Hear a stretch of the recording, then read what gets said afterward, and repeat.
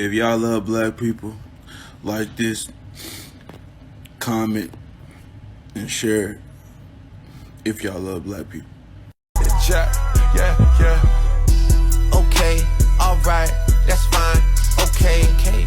Do you know what? I've been puzzling over this since I was about 11 and started getting called a feminazi, and I've never come up with like a quick, clever comeback, but I have eventually fallen back on my favourite debate tactic, which is asking questions. And the question that I always ask is, what is it about feminism, a movement for fundamental human rights and the liberation of an oppressed group, that makes you so angry that you think it's comparable, you think it's on the same level as Nazism, which is an ideology that advocates for genocide? Why is it that you're comparing people who fundamentally just want to be treated like people to mass murderers? And watch them try and come up with an answer that isn't, well, you hate men. Thomas is a lawyer and got arrested. Are you shitting my dick? So, this is a very good and important point. While I love Ex Machina for a multitude of reasons, it is specifically a white feminist film. And I like to give Alex Garland the benefit of the doubt and believe that a lot of the themes that he put in pertaining to white feminism and its relation to women of color were intentional, like Kyoko being subservient and being the victim of arguably far greater abuse than Ava, and not getting her redemption. In fact, her final act of giving her life so that Ava can escape is pretty indicative of the way that the women's rights movements have left behind women of color in the past. I do think that the messaging works particularly well because up until this point we have no reason to believe that Ava has any idea that the other androids exist, which I think for story purposes makes the character of Ava a bit more sympathetic, but metaphorically alludes to the fact that white women have chosen to ignore the problems that specifically affect women of color in order to lift themselves up. What I love about this film is that there are so many themes and layers, and this is a huge one. Ain't you just a little ray of body positivity? Yeah, my body has survived a lot of things and been through a lot of things, and I'm very proud of my body and I love my body. But I'm so sorry that you were obviously going through something that you felt the need that you needed to try to drag me down and comment that. I hope you get through whatever it is that you're going through. Yeah, I don't know. Spread body positivity. Do not spread body negativity, okay? Your body is your temple, and your body is beautiful. The way that it was built, and your body is more strong and more capable to handle things than you think it is. So treat your body with love. Love your body. Treat yourself with kindness. Treat others with kindness. And please do not be like this person and spread your negativity when you are having a bad day, because that's just not a good way to live life. Okay, bye y'all.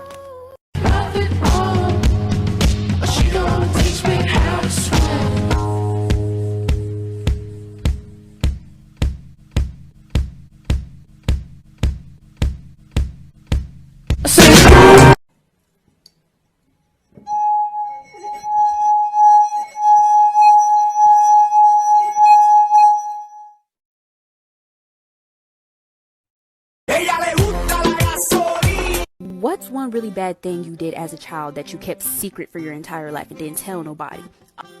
Hey there, hi. So, this is a really embarrassing one, so hang in there. I was 7 years old when my dad was repairing a wall in one of our rooms in the house I grew up in. And the hole was fairly big, as the size of my hand. And I, as a small child, saw that and went, that's a good place to poop. So I pooped in my dad's wall, and every day I would walk past it, I would think, oh, there's poop in there. And now, about a year ago, my dad and I cut ties from each other because I'm trans and he voted for Trump and he's not a great human.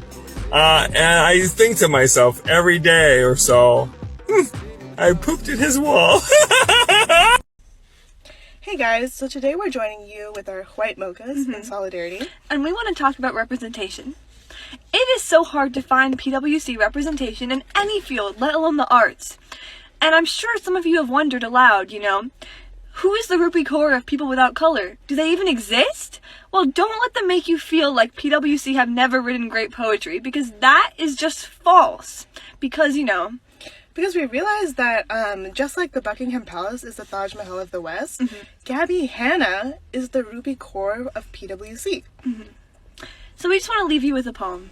So this one is titled Advice For. It goes, for 25 years, I told myself I couldn't do a single push-up. And now I can do 4 push-ups. So don't doubt yourself. Believe in yourself. You can do anything. It just made us tear up just in this moment. Yeah. So I work at quite a progressive arts organisation, and people put their pronouns in their email signature, which I think is great and is inclusive, and I love it. But every time I see it, I think of that article about how a man and a woman had the same job, and the woman was just not hitting the KPIs, not getting anything done. Customers were not, clients were not giving her the information she needed to do her job on time. And so for a week, they swapped email signatures, and the man realized that it was the name. And clients who had previously been helpful and polite were suddenly being aggressive and trying to explain to him things about the job that he knew how to do. And I just think that's putting pronouns in email signatures is wonderful, but it's just rubbing up against this misogyny of, if people know you're a woman, they'll treat you like shit and you can't do your job. So what's the answer? There's no winning. What about all the research that says obesity is a cause of heart disease, diabetes, and other conditions? There isn't actually research that proves fatness causes disease. Research says there is a correlation. Correlation does not equal causation. These are the things we know put you at risk for disease.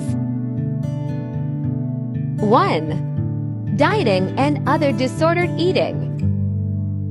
2. Chronic stress from people who experience weight stigma and other stigma like sexism. 3. Weight cycling. Wow, I've experienced all these things.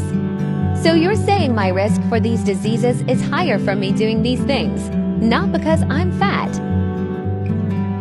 Right. So Bell Hooks unfortunately passed away recently. If you don't know who that is, she was a renowned Black feminist thinker who was most known for her books, poetry, and work as a professor. Her impact cannot be undersold. She touched a lot of people's lives through her work, including mine. She's had such a tremendous impact on my feminism and politics. Her books taught me so much and did so in such an accessible and clear way. So as a way to sort of honor her memory and show my admiration for her, I wanted to share an idea of hers that changed everything for me. And that is that feminism is not about equality. I know this kind of sounds like a hot take, but she explains it so well. So when I was 15, I went to the bookstore and grabbed my first book on feminist theory, this one by Bell Hooks, the one that I recommend over and over and over. And up until that point, my idea of feminism was that it was a reformist movement that aimed to make women the social equals of men. That's at least what I heard from celebrities and social media. But once I read Hooks, everything changed, especially when I came across this quote in chapter 2.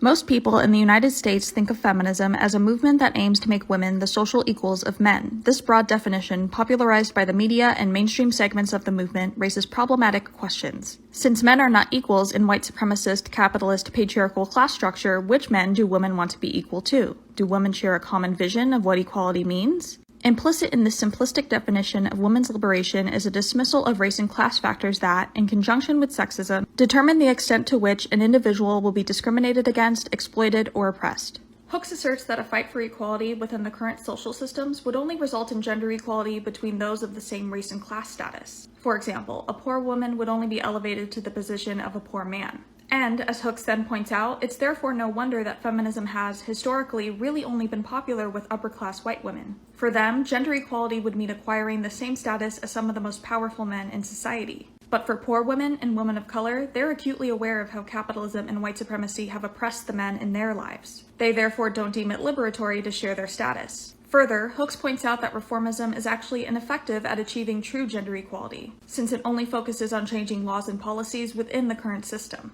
rather than transforming and revolutionizing the very structure of society itself. She then shares her definition of feminism, a movement to end sexist oppression. The use of the word oppression is key here because it recognizes that gender inequality goes far beyond laws and policies. As Hooks says, it's part of an ideology of domination that permeates our culture. It materially structures our social institutions, interpersonal relationships, and economic system. Hooks continues the long tradition of Black feminists before her of recognizing the interconnectedness of white supremacy, patriarchy, and capitalism. For Hooks, feminism must recognize that the fight for gender inequality must also be anti-capitalist and anti-racist. And reading that at 15 set the stage for me to become the Marxist feminist that I am today, and I can't thank her enough for that.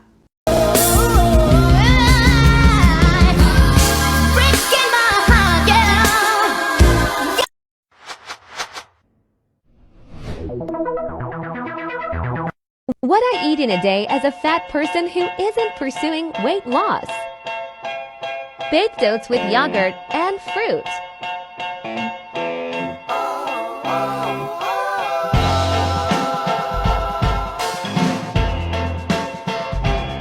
Off to get bubble tea.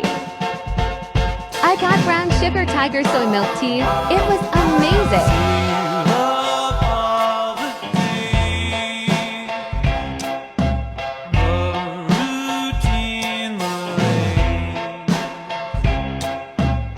Watermelon.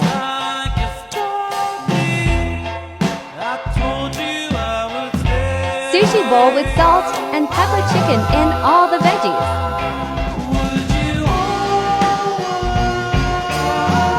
Made some white PB cups.